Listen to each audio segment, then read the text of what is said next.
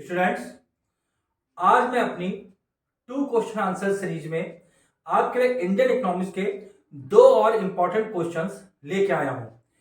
ये दोनों ही क्वेश्चन आपके 5 to 6 मार्क्स के बीच के रहेंगे और दोनों ही लॉन्ग क्वेश्चन हैं और जो कि बहुत इंपॉर्टेंट है। ये दोनों ही क्वेश्चन एग्रीकल्चर से रिलेट करते हैं और इन क्वेश्चंस को लिखने के लिए मैं आपको आंसर टिप्स भी दे रहा हूं कि किस तरीके से इन लॉन्ग क्वेश्चंस के आंसर लिखे जाएंगे। आप अपने आंसर टिप्स के संग इनको लॉन्ग क्वेश्चंस को लिख सकते हैं और अच्छे तरीके से सीख सकते हैं किस तरीके से इनके आंसर लिखे जाएंगे और अपने एग्जामिनेशन में आप अच्छा स्कोर कर सकेंगे जहां तक इकोनॉमिक्स की बात है।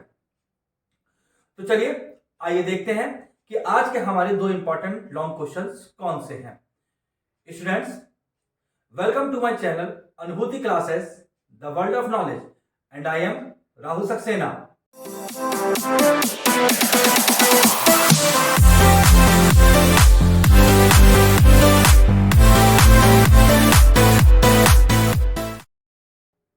चलिए देखते हैं कि आज का लॉन्ग क्वेश्चन क्या है। आज का जो लॉन्ग क्वेश्चन है मेरा वो ग्रीन रेवोल्यूशन के ऊपर है। ग्रीन रेवोल्यूशन के यहां पे इस क्वेश्चन में यह पूछा गया है कि ग्रीन रेवोल्यूशन के पॉजिटिव और निगेटिव इफेक्ट क्या क्या रहे हैं। क्वेश्चन आपसे यह पूछ रहा है what are the positive and negative effects of green revolution, कि ग्रीन रेवोल्यूशन के पॉजिटिव और निगेटिव इफेक्ट क्या रहे हैं। तो स्टूडेंट्स, यहां पे मैंने बोर्ड को दो पार्ट्स में बांटा हुआ है। इस तरफ मैंने इसके पॉजिटिव इफेक्ट्स लिखे हुए हैं और इस तरफ मैंने इसके निगेटिव इफेक्ट्स लिखे हुए हैं। तो चलिए पहले इसके पॉजिटिव इफेक्ट्स के पॉइंट देख लेते हैं कि इसके पॉजिटिव इफेक्ट्स क्या रहे हैं। सबसे पहला जो पॉजिटिव इफेक्ट है इसका फूड ग्रेन्स के ऊपर। फूड ग्रेन्स यानी कि किस तरीके से फूड ग्रेन्स के प्रोडक्शन में इसमें इंक्रीजमेंट हुई। पहला है ग्रीन रेवोल्यूशन ने हेल्प किया इंडिया को टू अचीव सेल्फ सफिशिएंट। ये बात ध्यान रखिएगा कि इसने इंडिया को सेल्फ सफिशिएंट बनाया फूड ग्रेन्स में। दूसरा पॉइंट जो इसमें है, government can procure sufficient amount. Government जो है वो sufficient amount of food and grains का अपने पास रख सकती थी टू बिल्ड बफर स्टॉक। क्या रखने के लिए? Buffer stock. आप सभी लोग बफर स्टॉक की मीनिंग जानते होंगे कि बफर स्टॉक गवर्नमेंट एक फूड ग्रेन्स का ऐसा स्टॉक रखती है जिसमें क्या होता है कि अगर जरूरत पड़ जाए तो उसमें से अनाज को निकाला जा सके। जैसे कि कोरोना के टाइम में गवर्नमेंट ने क्या किया था, बफर स्टॉक रखा हुआ था और इसमें पब्लिक की रिक्वायरमेंट से अकॉर्डिंग उनको क्या किया था, उनको फूड सप्लाई की गई थी। अब यहां पे नेक्स्ट हमारी हेडिंग है मार्केटेबल सरप्लस। मार्केटेबल सरप्लस कहने का मतलब क्या है कि जो किसान थे उन्होंने जो प्रोडक्शन किया वो अपनी रिक्वायरमेंट्स पूरी करने के बाद जो भी कुछ बचा उसको उन्होंने क्या किया, उसको उन्होंने बाजार में बेच दिया, जो कि उनके लिए क्या था, बेनिफिशियल था। देखते हैं marketable surplus. It created marketable surplus, यानी कि ग्रीन रेवोल्यूशन से क्या हुआ, मार्केटेबल सरप्लस आया। A good amount of rice and wheat. इस बात का ध्यान रखिएगा, क्या हुआ, good amount of rice and wheat जो था वह उसको प्रोड्यूस किया गया, that were sold in the market, जिसको मार्केट में बेचा गया। लो प्राइस, क्योंकि प्रोडक्शन बहुत हाई लेवल पे हुआ इसलिए क्या हुआ कि फूड ग्रेन्स के जो रेट थे वो भी क्या हुए, वो भी गिर गए। लोगों को कम पैसों में ही अच्छा फूड ग्रेन्स मिल जाता था। Low price. High production of wheat and rice, क्योंकि व्हीट एंड राइस का क्या हुआ, हाई प्रोडक्शन हुआ, led to lowering the price, जिससे क्या हुआ, जिसके फूड ग्रेन्स की कीमत क्या थी, वो लोअर हो गई, यानी कि गिर गई। दूसरा इफेक्ट क्या हुआ, the low income group benefited. इससे क्या हुआ, जो कम कमाने वाले लोग थे या कह लीजिए जो बिलो द पॉवर्टी लाइन थे उनको भी क्या मिला, उनको भी इस तरीके से फूड ग्रेन्स का लाभ मिला, उनको भी इसका क्या मिला, ग्रीन रेवोल्यूशन का बेनिफिट मिला। ये तो स्टूडेंट्स हुए इसके पॉजिटिव इफेक्ट। अब देखते हैं इसके निगेटिव इफेक्ट क्या रहे। निगेटिव इफेक्ट में मेरा पहला है अनबैलेंस्ड प्रोडक्शन। ये एक इंपॉर्टेंट बात है कि ग्रीन रेवोल्यूशन में क्या हुआ, जो प्रोडक्शन था वो अनबैलेंस्ड हुआ।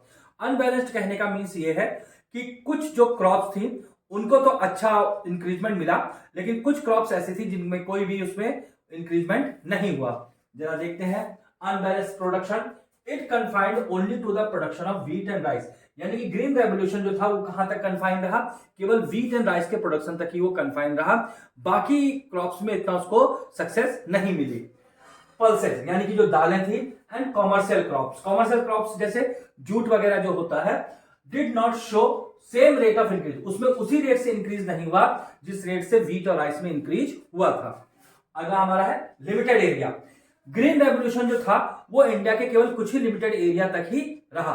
जैसे क्या था कि इट कन्फाइंड ओनली, जो ग्रीन रेवोल्यूशन था केवल कहां तक बन के रह गया, पंजाब, हरियाणा, वेस्टर्न यूपी, ध्यान रखिएगा, वेस्टर्न यूपी के इलाकों में रहा, महाराष्ट्र में रहा और तमिलनाडु में इसका इफेक्ट पड़ा।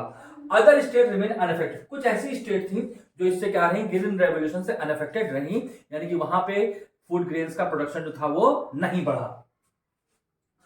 तीसरा है सोशल डिस्टिंक्शन। सोशल डिस्टिंक्शन यानी कि सामाजिक भेदभाव, यानी कहने का मतलब यह है रिच फार्मर्स और पुअर फार्मर्स के बीच में जो सोशल डिस्टिंक्शन था वो और ज्यादा बढ़ता चला गया।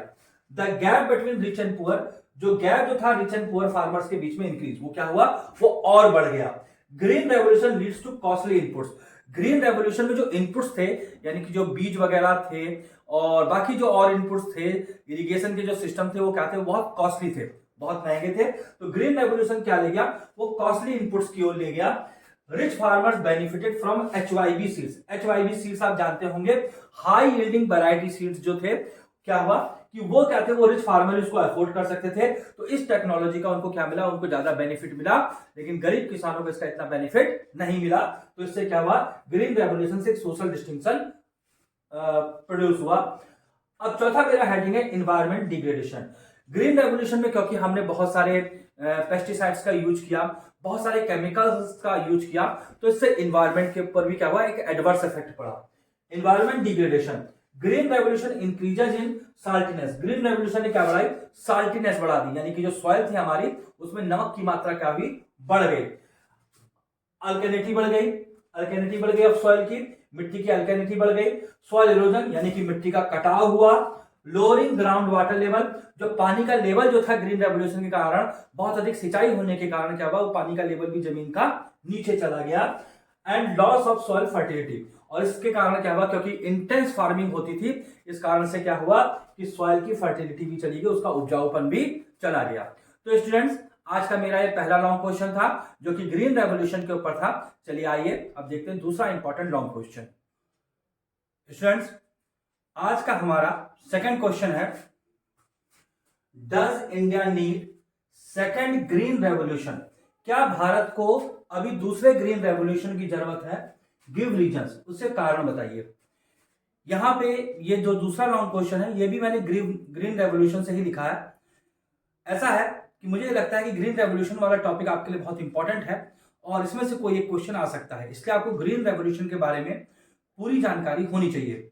आइए चलिए पहले हम देख लेते हैं ग्रीन रेवोल्यूशन का एक छोटा सा मीनिंग, ग्रीन रेवोल्यूशन होता क्या है। तो यहां पे मैंने लिखा है green revolution is a process, green revolution जो है एक ऐसी प्रोसेस है, green revolution is a process of improving, जो इंप्रूव करती है प्रोडक्शन टेक्निक, किसको इंप्रूव करती है, प्रोडक्शन टेक्निक को इंप्रूव करती है, एंड प्रोडक्टिविटी, और प्रोडक्टिविटी को इंप्रूव करती है इन एग्रीकल्चर, किसमें, किस एरिया में, एग्रीकल्चर एरिया में। ये बात ध्यान रखिएगा कि ग्रीन रेवोल्यूशन जो है वो एग्रीकल्चर एरिया से रिलेट करती है। तो एक छोटा सा मीनिंग है ग्रीन रेवोल्यूशन का। अब यहां पे क्या है, मैंने एक पॉइंट और लिखा है कि ग्रीन रेवोल्यूशन जो था स्टार्टेड इन 67-68, ग्रीन रेवोल्यूशन जो था वो 67-68 की तरफ यूज हुआ, और इसकी खास बात ये थी कि इसमें HYV सीड्स का यूज किया गया। HYV सीड्स का मीन्स ये है कि हाई यील्डिंग वैरायटी सीड्स का इसमें यूज किया गया, जो हाई प्रोडक्शन जिन्होंने किसानों को दिया। अब यहां पे हमारा मेन आंसर आता है कि need for second green revolution, कि हमें जो है वो सेकंड ग्रीन रेवोल्यूशन की जरूरत क्यों है। चलिए उसको देखते हैं क्यों जरूरत है। Levels of productivity and production in India, Bharat में जो एग्रीकल्चर का लेवल्स ऑफ प्रोडक्टिविटी है और प्रोडक्शन जो है इंडियन एग्रीकल्चर में आर वेरी लो, वो क्या है, वो बहुत ही लो है, जिस कारण से इंडिया को क्या चाहिए, एक सेकंड ग्रीन रेवोल्यूशन इंडिया को चाहिए। सेकंड है growth rate in the agriculture rate, जो एग्रीकल्चर सेक्टर का जो ग्रोथ रेट है इज लोअर, वो कम है इन कंपैरिजन, अगर इसकी तुलना की जाए, उसकी कंपेयर की जाए ऑफ इंडस्ट्रियल, किससे, इंडस्ट्रियल एंड सर्विस सेक्टर से। हम सभी जानते हैं कि हमारी इकोनॉमी के 3 सेक्टर होते हैं, एक एग्रीकल्चर सेक्टर है, दूसरा इंडस्ट्रियल सेक्टर है और तीसरा सर्विस सेक्टर है। तो जो जीडीपी में जो कंट्रीब्यूशन है वो एग्रीकल्चर का सबसे कम है, एग्रीकल्चर सेक्टर का जो कंट्रीब्यूशन है सबसे कम है, तो इसलिए क्या है, उसको इंप्रूव करने के लिए हमें क्या है, सेकंड ग्रीन रेवोल्यूशन की जरूरत है। अब यहां पे तीसरा पॉइंट है एग्रीकल्चर परफॉर्मेंस, जो एग्रीकल्चर परफॉर्मेंस जो है इन इंडिया में हैज बीन क्वाइट फ्लक्चुएटिंग, वो बहुत ही फ्लक्चुएटिंग रहा है। फ्लक्चुएटिंग कहने का मतलब यह है कि किसी साल वो बढ़ा, किसी ईयर वो बहुत कम हो गया, किसी ईयर वो डिक्रीज हुआ, किसी ईयर वो इंक्रीज हुआ। तो फ्लक्चुएशन से बचने के लिए क्या है, इंडिया को एक सेकंड ग्रीन रेवोल्यूशन की जरूरत है। अब यहाँ पे क्या है, यहाँ पे मैंने कुछ सजेशंस भी लिखे हैं कि यहाँ पे क्या सजेशंस होने चाहिए जिससे भारत में प्रोडक्टिविटी, इंडिया में प्रोडक्टिविटी बढ़ सके और ग्रीन रेवोल्यूशन जो था इंडिया में क्वाइट सक्सेसफुल हो सके। देखिए सजेशंस क्या क्या लिखे गए हैं। पहला, इंप्रूवमेंट इन वाटर मैनेजमेंट, कि हमारे वहां जो है वो वाटर मैनेजमेंट को उसको इंप्रूव किया जाए। जो पानी का जो लेवल जो है वो नीचे चला गया है, ग्राउंड वाटर लेवल का जो नीचे चला गया है उसको भी इंप्रूव करने की जरूरत है। दूसरा पॉइंट मेरा, focusing on soil quality. Soil quality के ऊपर ध्यान देना चाहिए। इंटेंस फार्मिंग करके जो सॉइल फर्टिलिटी जो डिस्ट्रॉय कर दी गई है उसको क्या करना चाहिए, उसको इंप्रूव करना चाहिए और सॉइल क्वालिटी के ऊपर ध्यान देना चाहिए जिससे ग्रीन रेवोल्यूशन क्या हो सके, सक्सेसफुल हो सके। तीसरा पॉइंट है reducing the dependence of population on agriculture. Government को, लोगों को भी कोशिश करनी चाहिए कि एग्रीकल्चर के ऊपर जो डिपेंडेंस है वो कम हो, जिससे एग्रीकल्चर पे जो प्रेशर है वो कम हो सके और वो एग्रीकल्चर ठीक से ग्रो कर सके। चौथा पॉइंट है promoting animal husbandry and fishery. Agriculture के साथ साथ हमें क्या करना है, एनिमल हस्बेंड्री। एनिमल हस्बेंड्री का मतलब है कि पशुओं का पालन जो है वो करना चाहिए और फिशरी और मछली पालन भी हमको करना चाहिए। इंश्योर फूड सिक्योरिटी, एक ये भी है कि गवर्नमेंट की रिस्पॉन्सिबिलिटी है क्या करे कि फूड सिक्योरिटी को इंश्योर करे, यानी कि निश्चित कर सके कि ठीक तरीके से फूड सिक्योरिटी हो। तो स्टूडेंट्स, इस तरीके से ये मेरे आज के 2 इंपॉर्टेंट लॉन्ग क्वेश्चन थे जो मैंने इंडियन इकोनॉमिक्स से लिए थे।